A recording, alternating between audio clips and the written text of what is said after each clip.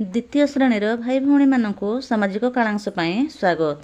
ताहले पिलामाने आमे पूर्व कालांश रे आलोचना करिथिले कोन ना वर्षा ऋतु, शरत ऋतु और हेमंत ऋतु विषय रे। ताहले आज आमे पढ़िबा शीत ऋतु। आमे जानिथिबा शरत ऋतु, हेमंत ऋतु गला परे कोन हुए ना धीरे धीरे दिन छोट हुए और राति बड़ हुए। शीत ऋतु रे शीत बहुत जोरे माड़ी आसे, गछरु पत्र सबु झड़ी पड़े। यही समय कृषक कौन करे ना फसल अमल करे। आमे आगरू जानिछे जे कृषक वर्षा ऋतु रे चाष काम आरंभ करे। ताले से वर्षा ऋतु रे जो से धान चाष आरंभ कला, वर्षा ऋतु जाई शरत ऋतु गला, हेमंत ऋतु गला, एहारी मध्य रे 4 मास बीती जाई थाए। तो सही समय मध्य रे कौन हुए ना धान बड़ होई फल होई थाए। यही धान को कृषक कौन करे ना शीत ऋतु रे अमल करे, अर्थात ताकू काटिकी घर को आनी से धान गुड़िक सब आदाय करि थाए। आ कौन करे ना पनीपरिबा और डाली जातीय फसल सबू चाष करे। विभिन्न प्रकार डाली अर्थात मुग, बिरी, हरड़, कोलथ इत्यादि डाली से शीत ऋतु रे चाष करि थाए। एही समय बहुत जोरे शीत हुए। देश विदेशरू नुआ नुआ पक्षी सबू आमर अभयारण्य अर्थात पक्षी मानक पई अभयारण्य जो अछि चिलिका और भितरकनिका को उड़ी आसंती। एहारी परे कौन हुए ना शीत धीरे धीरे कमी आसे और उत्ताप बढ़े। आंब गछरे बौल आसे, कोइली कुहू गाए, हलदी बसंत ए डालरू से डाल को डिए। एही समय रे सबु आडे फूल फल रे भरी जाए। पानी पाग पुणी सुखकर हुए। कृषक रवि फसल अमल करे। रवि फसल कौन ना आमे जानिछे जे शीत ऋतु रे जो से डाली जातीय फसल चाष करिथिला मुग, बिरी, हरड़, कोलथ इत्यादि को रवि फसल कहंती। सेही रवि फसल को से बा कृषक अमल करे।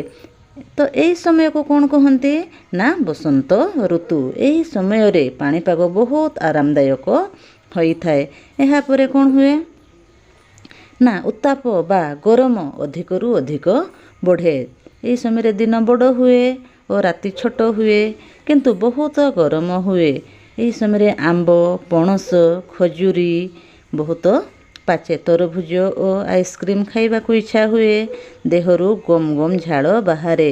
मनुष्य को कौन सी स्थान रे शांति लागे नहीं, सेथिपई से कौन करे ना ठंडा पवन खोजे। तो इत्यादि एसबू क्षेत्र रे एहा मध्यरे मनुष्य कौन करे ना सबु ऋतु रे मनुष्य प्रकृति सहित मिसी चलिबा को शिखि थाए। ताकू सबु ऋतु आनंद दिए। से सबु ऋतु को भल पाए। आमे जानिछे गोटिए ऋतु बिना आमे बंची पारिबा नाही। तेणु मनुष्य प्रत्येक ऋतु को निज सहित खाप खुआई से चलिबा को भल पाए। ये गला पाणीपाग कथा।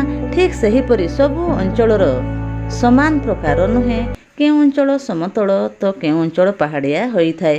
पुणी केउठी गदा गदा बालीर पड़िया तो पुणी केउठी बरफ आउ बरफ। पुणी से स्थान रे मनुष्य कौन करे ना निजको खाप खुआई चलिबा पई चेष्टा करे। सेठारे मध्य से तार मूल आवश्यकता को पूरण करे। अर्थात मूल आवश्यक कौन ना मूल आवश्यक कहिबा पई गले होची खाइबा पई खाद्य, पिंधिबा पई पोशाक और रहिबा पई बासगृह इत्यादि को से कौन करि थाए ना पूरण करि थाए। वर्तमान मनुष्य निजर बुद्धि बल रे विज्ञान को उपयोग करी सबु ऋतु रे आराम रे बंची पारुछि। आमे जानिथिबा जे ग्रीष्म ऋतु रे गरम लागुछि। तो सेही गरम रु निजको रक्षा करिबा पई आमे कौन करूछे ना फ्रिज, कूलर, एसी इत्यादि व्यवहार करूछे, जहा फल रे आमे अधिक गरम जानी पारू नाहु।